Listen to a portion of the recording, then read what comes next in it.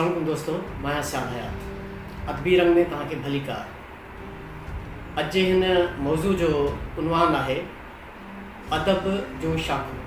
हिन खां अॻु में हिकिड़ी वीडियो तव्हां सां शेयर करे चुका आहियूं जंहिंमें असां अदब ते ॻाल्हायूं त अदब छा आहे, ऐं अॼु असां ॻाल्हाईंदासीं त अदब जूं बुनियादी शाख़ूं कहिड़ियूं। अदब जंहिंजे लाइ ईअं चइजे असांजे अहसासनि जे इज़हार जो बहितरीनु तरीक़ो आहे, यानी असांजी गुफ़्तगू हुस्न कलाम में शामिल थिए या असांजी लिखणी हिकु बावकार तहरीर में शामिल थिए त असां उनखे अदब सॾींदासीं, यानी अहसासनि खे सुहिणनि लफ़्ज़नि में पोइण जो नालो अदब आहे। अदब जूं बुनियादी तौर ते ॿ शाख़ूं आहिनि, हिकिड़े खे नसुर चऊं था त ॿिए खे नज़म।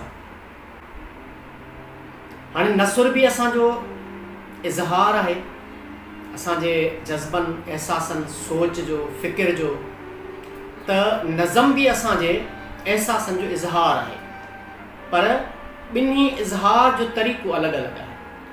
कंहिं मुफ़क्किर जो कौल नसुर तोड़े नज़म खे ॾाढनि सुहिणनि लफ़्ज़नि में बयानु करे थो त जेकॾहिं असां पंहिंजे अहसासनि जे इज़हार जे लाइ बहितरीनु लफ़्ज़ ॻोल्हियूं त इहो नसुर आहे, ऐं जेकॾहिं असां पंहिंजे अहसासनि जे इज़हार जे लाइ बहितरीनु लफ़्ज़ ॻोल्हे उनखे बहितरीनु तरीक़े सां इस्तेमालु कयूं त इहो नज़म आहे। ॿिन्ही में बुनियादी फ़र्क़ु इहो आहे त जेकॾहिं असां जेका बि गुफ़्तगू कयूं था या जेको कुझु लिखूं था, जेकॾहिं उनखे आम रवाजी नमूने सां यानी नेचुरल टोन में ॻाल्हायूं था त इहो नसुर चइबो, यानी असांजी उहा गुफ़्तगू जंहिंमें असांखे सोचणो न पवे त कहिड़ा लफ़्ज़ कीअं बीहारियूं त उहो नसुर आहे।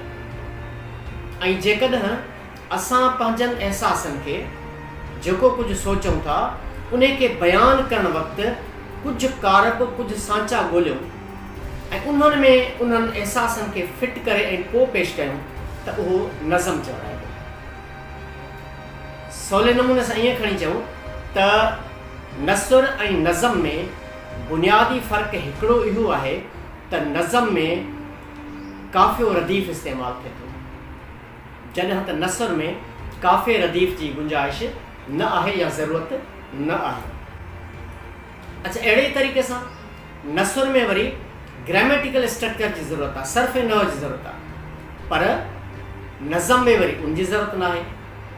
हाणे इन्हनि ॿिन्ही शयुनि खे जॾहिं भेटींदासीं त असांखे ईअं लॻंदो त नसुर ऐं नज़म हिक ॿिए जे उबतड़ या हिक ॿिए जे मुख़ालिफ़ आहिनि, छो त जेका शइ नसुर में घुरिबल आहे यानी ग्रामेटिकल स्ट्रक्चर नसुर खे सुहिणो बनाईंदो आहे, संवारींदो आहे, अहिड़े ई तरीक़े सां बहर वज़न काफ़िया रदीफ़ वरी नज़म खे सुहिणो बनाईंदा आहिनि।